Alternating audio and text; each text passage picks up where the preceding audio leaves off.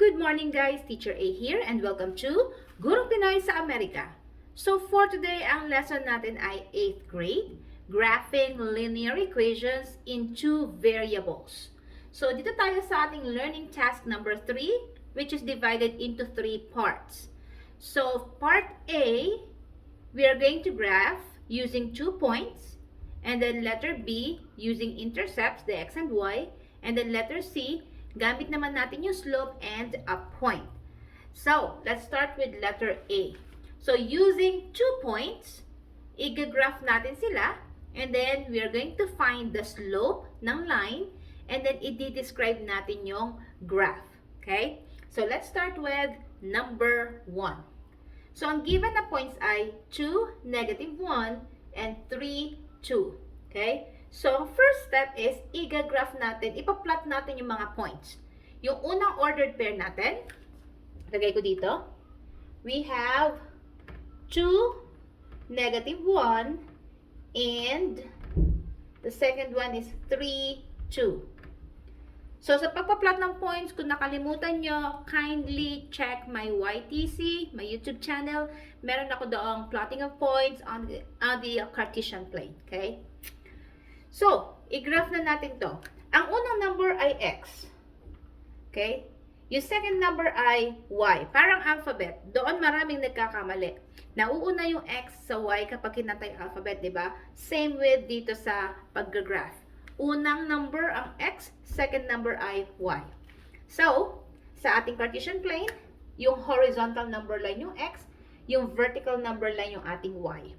So, first number, 2, -1. Nasaan ang positive 2 sa x? Ayun. Nasaan ang -1 sa y? Nasa ilalim. There. Saan nagtagpo yung dalawa? So, eto yung 2, eto yung -1. Just follow the lines. Ayun. Doon sila nagtagpo. So, this is 2, -1. Okay? Next, yung second point naman. 3, 2. Again, the first number is your x, the second number is your y. Positive 3 sa x. Ito yung positive sa x, ayun yung 3. And then positive 2 sa y, ito yung y. Follow the line, 3 pataas, 2 pa kanan. So, here is your second point. So, this is our 3, 2. Tapos na ba? Not yet. Kailangan i-connect natin sila para makita natin yung graph ng ating linear equation. So, wala akong ruler. There you go. Kailangan straight siya. So, iyan ang ating graph. Okay? Now, nag-graph na natin. Second step. Ang sabi, find the slope. So, using the graph, those 2 points na nasa graph, makukuha natin yung slope. Remember that slope represented by letter M is yung rise over run. So, kapag sinabing rise, iyon yung kapag magka-count tayo, yung pag-count pataas or pababa.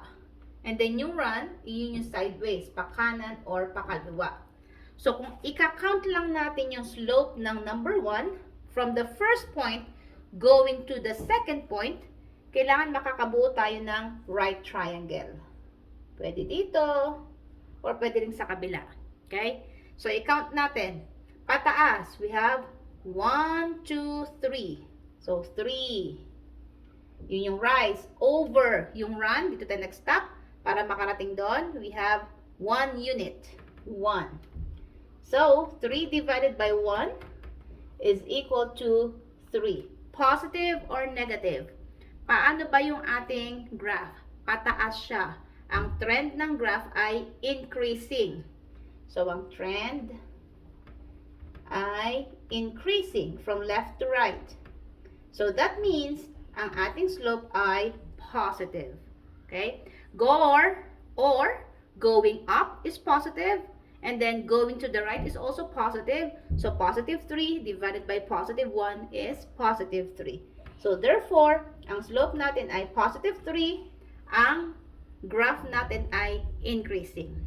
Now, para i-double check kung tama yung ating M, kung tama yung ating pagbibilang, use the equation or use the formula M is equal to y sub 2 minus y sub 1 over x sub 2 minus x sub 1. So, paano yun? Sa given natin, yung first na ordered pair, sila yung mga sub 1s. Yung second ordered pair, sila yung mga sub 2s. So, plug in the values. Sabi, y sub 2. Ano ba yung y sub 2 natin? 2. Minus y sub 1. Ano yung y sub 1? Negative 1. So, magdo-double negative tayo rito. Over x sub 2. Ano ba si x sub 2? That's 3. Minus x sub 1. Ang x sub 1 natin ay 2. Okay? Now, solving this one, negative and negative double sign, kapag sinimplify, that will become positive. So, magiging plus siya. So, 2 plus 1 ay 3 over 3 minus 2 ay 1. Dividing this, 3 divided by 1, that will give us 3. Therefore, same ang answer natin. Our slope is 3 and our graph is increasing. And here is our graph. Okay? Next, move na tayo sa number 2. So, ang given sa number 2 ay 4, negative 2. Sulat ko lang siya. We have here 4, negative 2. And, yung kasama niya ay negative 5, 2. Okay? Again, first number is x, second is y. X, and then y. Okay? So, first step, i-graph na natin. Ang first na ordered pair ay 4, negative 2. 4 sa x, ito yung positive 4. Negative 2 sa y, ito yung negative 2. Just follow the lines. Kung saan sila nag-intersect, yun yung point. So, this is our 4, negative 2. And then, negative 5, positive 2. Asan yung negative 5 sa x? Ayun. Asan si positive 2 sa y? Ayun sa taas. So, therefore, this is our second point, which is negative 5, positive 2. Oh my God, ang layo. And then, connect natin siya. Okay? Para makita natin yung graph ng equation. So, ayan. Na-connect na natin yung ating line. Yung ating points. So, therefore, ito yung graph ng number 2. Next is, find the slope. So, by counting, again, kailangan maka-form tayo ng triangle. So, pwede sa baba, pwede sa taas. So, dito na lang tayo sa baba. Here, hanggang doon. There. So, iyan yung ika-count natin yung triangle. Mula sa first point, going to the second point, following yung ating right triangle. Okay? Hindi lang siya basta pagbibilang.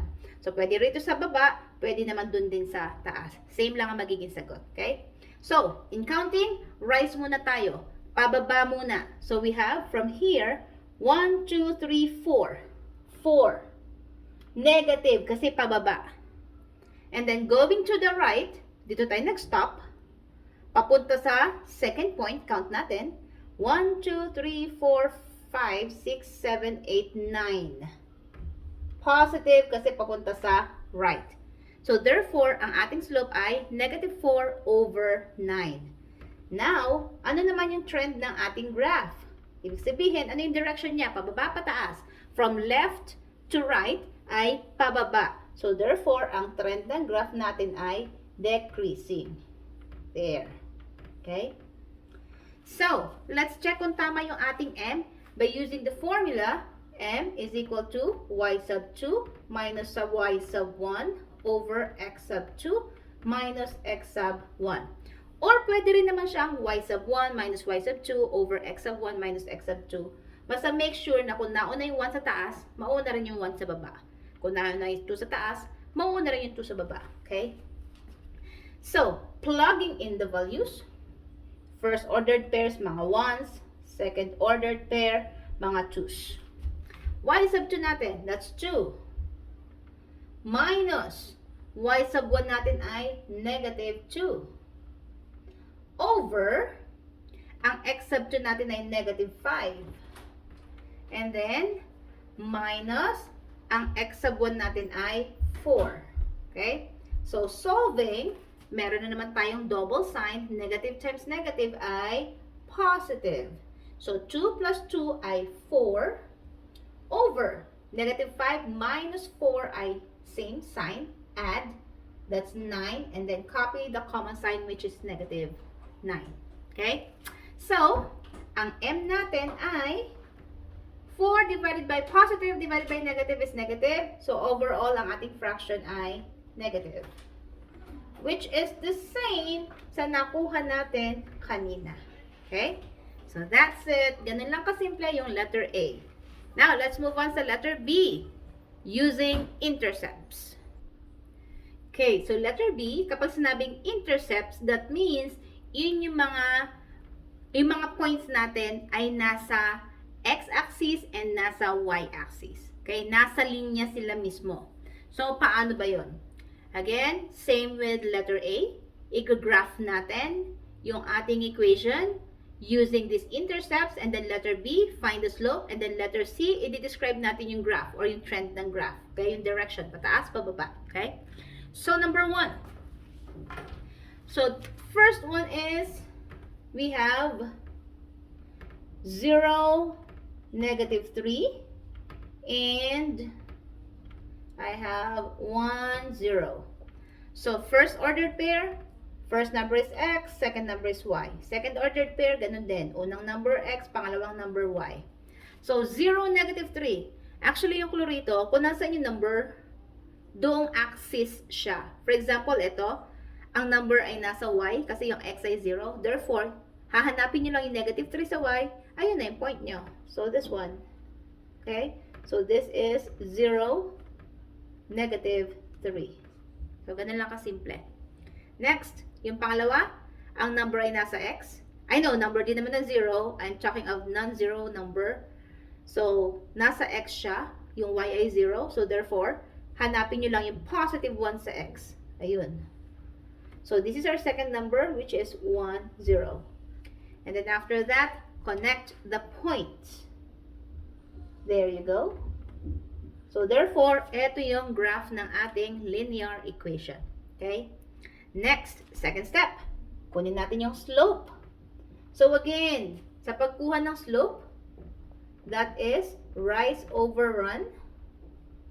Kapag sinabing rise, ito yung counting natin, either pataas or pababa. Over, ang run ay sideways, pakanan or pakaliwa. Pataas, positive, pakanan, positive. Pababa, negative, pakaliwa, negative. Okay? So, para hindi malito sa pag-count, ansan yung triangle natin? May hiwagang triangle. Pwede dito. Pwede rin naman sa kabila. Okay? So, from here, going down, 1, 2, 3. Negative 3. Kasi pababa ako. Okay? And then, dito ako nag-stop para makarating sa second point. Count ulit. 1. Pakaliwa. So, that's another negative. Then, simplifying, divide natin, negative 3 divided by negative 1, my m is equal to positive 3. So, ang slope natin ay positive 3. Ang trend ng graph natin, from left to right, napapansin nyo, pataas siya, so that's increasing. Okay, titingnan nyo lang, left to right, pataas, increasing, of course, in English lang, pababa, decreasing. Next, i-double check natin if 3 is correct using the formula. M is equal to y sub 2 minus y sub 1 over x sub 2 minus x sub 1. Label natin yung mga given. First ordered pair, mga sub 1s. Second ordered pair, mga sub 2s. Okay? Plug in the values. Y sub 2, tingnan ang given. 0. Minus y sub 1 is negative 3. Over x sub 2, that's 1. Minus x sub 1 is 0. Solve natin. Double negative. Negative times negative is positive. So, 0 plus 3 is 3. Over 1 minus 0 is 1. I-divide natin. 3 divided by 1 is 3. Therefore, ang slope natin ay tama. Okay? Next, number 2. So, ang number 2 natin ay, we have negative 3, 0, and ang second ordered pair natin ay 0, negative 3. Again, i-label natin x, y, x, y. So, katulad na sinabi ko kanina, kung nasaan yung non-zero number, iyon yung axis na lalagyan natin ng point. So, we have here, ang negative 3 ay nasa x. So, hanapin natin yung negative 3 sa x. Here. And lagyan natin siya negative 3, 0. Okay? Next, 0, negative 3. Nasaan ang non-zero number? Nasa y. So, hanapin natin siya sa y. There. So, this is our 0, negative 3. After that, connect the points. Yan. So, that is the graph of the equation. Okay? So, after graphing, second step, find your m, the slope. So, magbiblang lang ulit tayo. Gawa tayo ng magic triangle. Again, right triangle. Baba, and then, papunta doon. There. So, yun ang triangle natin. So, i-count natin. From here, papunta sa baba, 1, 2, 3. Pababa, so that's negative. Negative 3. Over. Dito tayo nag-stop para makarating sa second point. Count natin. 1, 2, 3. So, it's another 3. Papunta sa kanan, so that's positive. And then, solving this one, negative 3 divided by 3, that will give us negative 1. So, therefore, ang slope natin ay negative 1. Okay? Next, ano yung trend ng ating graph? Tingnan, left to right, pataas, pababa. Pababa siya. Mula sa kaliwa, papunta sa kanan, pababa. Therefore, the trend is decreasing. Yan. Now, i-double check natin if our slope is correct using the formula m is equal to y sub 2 minus y sub 1 over x sub 2 minus x sub 1.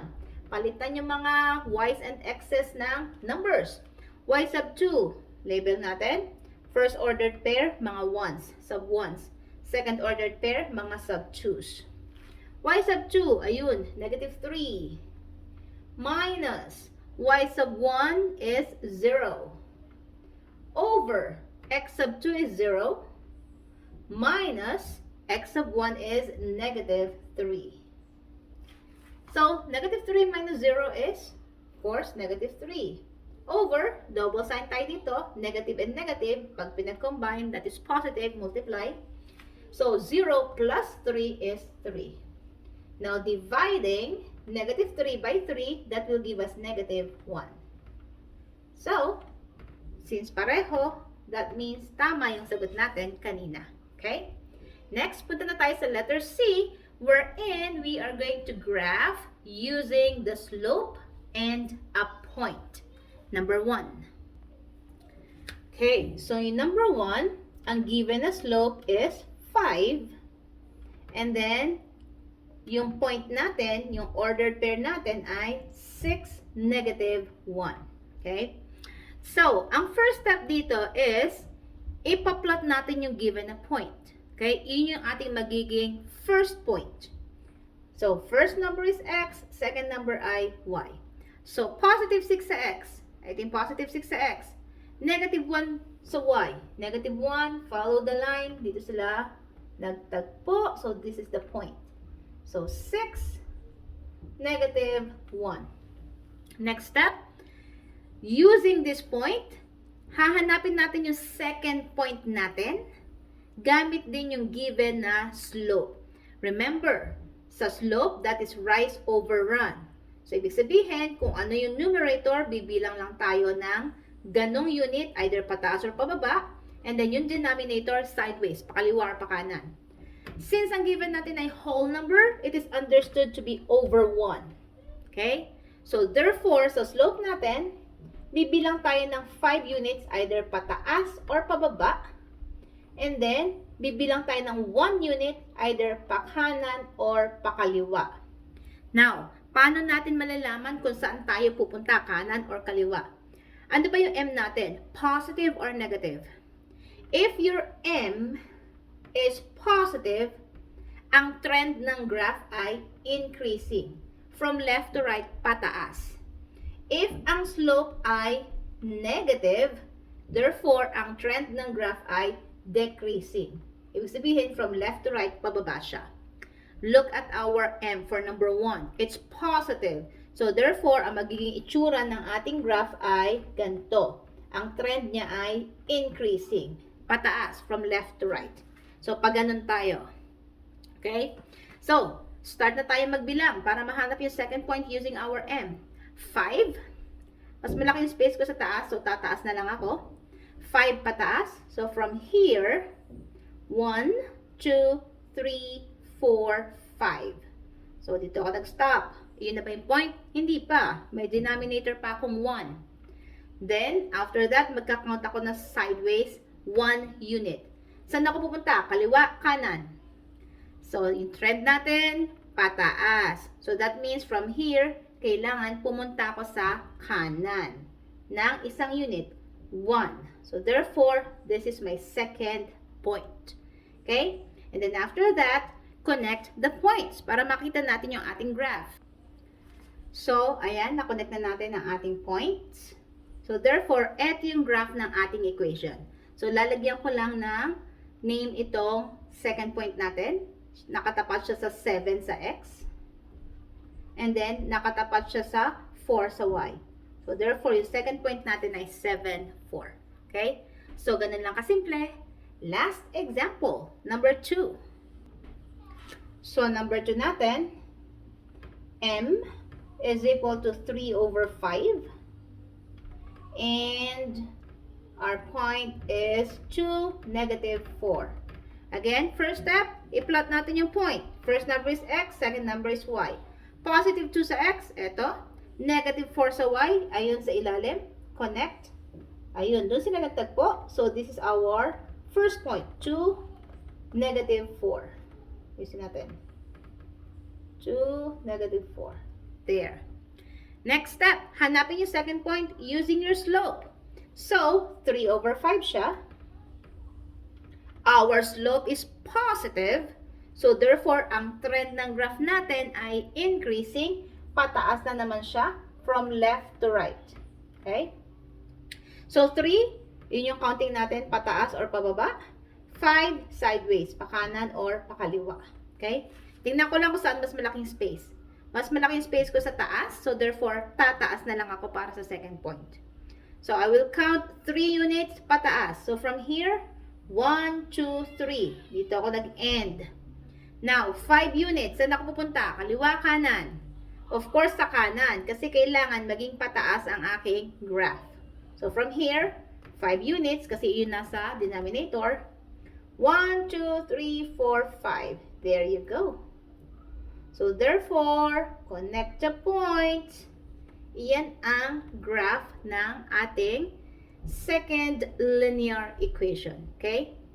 So, pangalanan lang natin to. Saan siya nakatapat? Nakatapat siya sa 7 sa x. Ayun. Saan siya nakatapat sa y? Sa negative 1. Okay? So, that's it. Iyan ang inyong learning task number 3, graphing linear equations in 2 variables. So, kung nakatulong ang aking video sa inyong lesson, sa inyong module, kindly give me a like para share to ni YouTube sa iba. And if ever you are not a member of my community, please, nagre-request po ako sa inyo na mag-subscribe para updated kayo sa mga ginagawa kong videos. And, paki-like ang aking Facebook page. Same name, Gurong Pinoy sa Amerika by Teacher A, para makapag-PM kayo sa akin ng mga lessons na gusto nyo gawan ko ng tutorial video or even yung mga modules ninyo. Okay? That's all for today. See you on my next video. Paalam!